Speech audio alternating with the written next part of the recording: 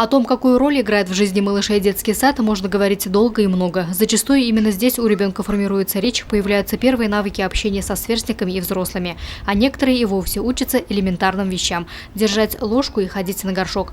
Больше всего присвоить чаду звание детсадовец торопятся именно родители. Оно и понятно. Если ребенок целый день под присмотром воспитателей, появляется возможность вернуться к работе, что немаловажно в наше непростое время. В то же время, пока одни родители с нетерпением дожидаются своей очереди в дошкольное учреждение, другие позволяют себе попросту прогуливать детсад.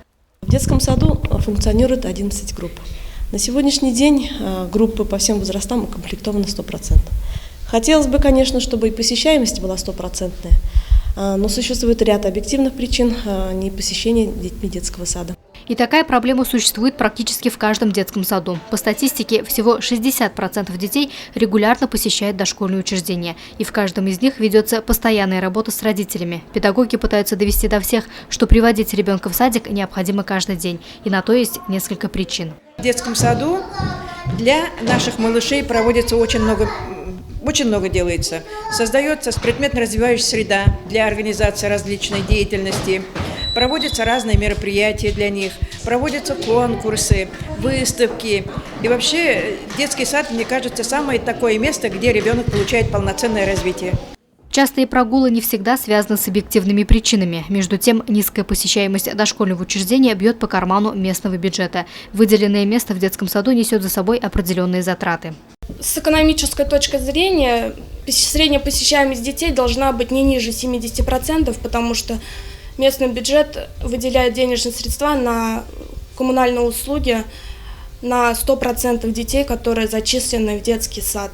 С начала 2016 года, если посещаемость будет ниже 70%, то будет снижаться фонд заработной платы педагогических работников.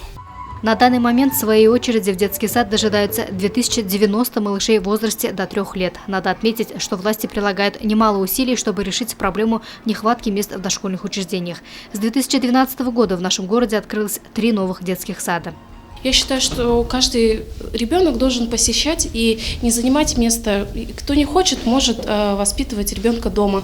Ну, каждый, конечно, по желанию, но вот я, например, вожу своего ребенка в садик, чтобы он умел общаться с людьми. Вопрос посещаемости детских дошкольных учреждений по-прежнему остается открытым. Это как с медалью, у которой 2 стороны. На одной из них родители, зря занимающие место в детском саду, а на другой – те, кто действительно нуждается в устройстве своего ребенка в дошкольное учреждение. Получается, верхи не могут, низы не хотят. Луиза Мустафина, Дамир Хайбулин, Гульгина Раскельзина, телекомпания СТВ.